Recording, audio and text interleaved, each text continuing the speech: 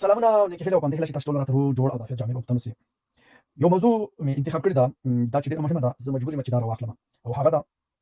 د دوا نه خوړل. لکه څنګه چې تاسو ته معلومه ده په دغې هکله باندې دومره تبلیغ نه دی شوی لکه څنګه چې د لمانځه په هکله شوی دی. د لمانځه په هکله داسې موږ او تاسې ټولو ته اورېدل شوي دي چې لمونځ دا فرض دی او هیڅ قضایي نه لري، او چې روغ یې نو لمونځ به 5 وخته کوئ او د خپل وخت سره به یې کوئ. که مریض شوې په ملا سته به یې کوئ، او که بیخي د دې نه مو لیدې نو په اشاره باندې به یې کوئ، خو حتمي به یې کوئ.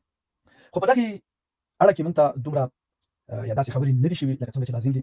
مقصد دغه د دوا خوړل کله چې زموږ ملک یا ټولنه یا افغانستان کې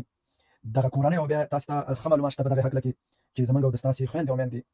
هغه رقم په تعلیم باندې او بیا خاصتا په عصري علم باندې نه دي سمبال شوي،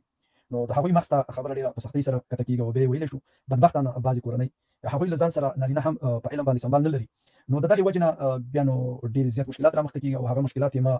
نن په نظر کې نیولي چې دا دې ټولنې ته د دې دپاره چې د ټولنې د ښه پوهاوي سبب وګرځي او دغه بدبختي په شریکه باندې اصلاح کړو او دغه بدبختي نور دغې ته د پای ټکی کېږدو. د دې دپاره چې زموږ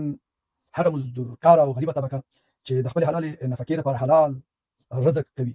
رزق او حلال کار کوي او د هغې لارې نه مقصد پیسې لاسته راوړي، د هغوی دغه خواري مزدوري چې کومه ده دا ټول په مریضانو باندې لګي او د هغوی په دوا او درملنه باندې لګي. نو د دې سره سره دغه ټکی ډېر زیات مهم دی چې هغه خلک چې خپلو اولادونو ته دوا ورکوي او د هغې دوا په ورکولو باندې چې 2-3 ځلې وخوري نو هغه جوړ شي او نهایي په کار داسې وي چې دا یا هفته هغه څنګه چې د ډاکټر صاحب لارښوونه او د یوې میاشتې دپاره یې ورکړي اوسي یا د یوې هفتې دپاره یې ورکړي اوسي هغه تر پایه پورې وخوري. دا ډېره مهمه خبره ده. نو په هغې سره هغه باکتریا چې د ده په وجود کې لري نو هغه د منځه ځي او هغه بیا د دغې دوا په خوړلو سره تر پایه هغه وژل کېږي او د منځه ځي. نو بدبختانه به یې وویل چې کله ماشوم پخ کېدو شي یا ځوان پخ کېدو شي دوی سره دا فکر شي چې والله زه خو جوړ شم روغ شم. نو دلته دغه یو مشکل رامنځته کېږي چې هغه دی چې بیا دغه دوی په دغې باکتریا باندې کار نه ورکوي او دغې دپاره نو بیا مجبور چې قوي دوا ډاکټر صاحب ولیکي ولې چې دې سره دغه یوه غلطي شوې وه چې دغه دوا هغه رقم چې لازم وه شانتې ونه خوړل شو نو هماغه څه دی چې دغه باکتریا اوس د دې سره اشنا شوه او دغه باکتریا چې ده اوس دا نشي وجلی. نو ستاسې نه هیله کېږي او هغې کورنیو ته چې د تعلیم څخه بې برخې دي هغوی باید د دغې دوا چې تاسو له ډاکټر درکړله باید تر پایه یې وخورئ لکه څنګه چې د ډاکټر صاحب محترم سپارښتنه ده نو دا باید تر پایه وخوړل شي. د دې ګټې بیخي زیاتې دي او کله کله داسې هم کېږي چې هغه کورنۍ ته چې مقصد دوا ولیکل شي دوا ورکړل شي نو هغوی سم د لاسه د دې علاج غواړي او د دغې بدبختیو نه راوتل غواړي، خو داسې نه ده. د دغې یوې هفتې یا د میاشتې درملنه دوا چې ورته لیکل کېږي د خپل اثرات وروسته مقصد بدن ته ورځي او هغه جوړېږي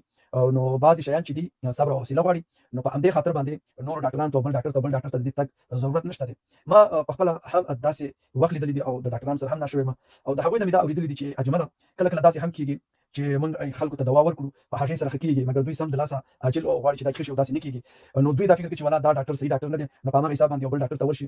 کله داسې وشي چې مقصد هغه ته دوا ولیکي د زموږ په دوا باندې هغه ښه شي خو د دوی دا فکر چې والله چې دا ډاکټر ښه شو موږ بیا خراب یاد شو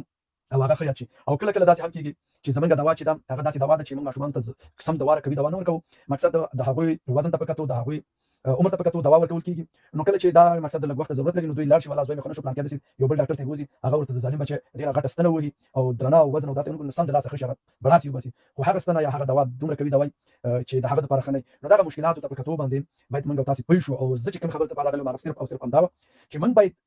دوا باید تر پایه وخورو او هغه دوا چې موږ ته راکړل شوې ده او سپارښتنه یې په دې باندې ده چې دا باید وخوړل شي باید دا هماغه شانتې وشي لکه څنګه چې ډاکټر صاحب محترم ویلي. په دې کې عام پوهاوی نشته او ما هم لازم وګڼم چې زه دغه خبره له تاسو شریک کړم چې یاد ولرئ خپلې دواګانې تر پایه خورئ نو انشاءالله د ستاسې اقتصاد به هم ضربه نه خوري ځکه چې او تکلیف به هم تاسو ته نه درکول کېږي او د هغې نه علاوه ښه صحت به هم لرئ. ما سره په خپلو نیکو دوا کې ساتئ پر مو سپارم.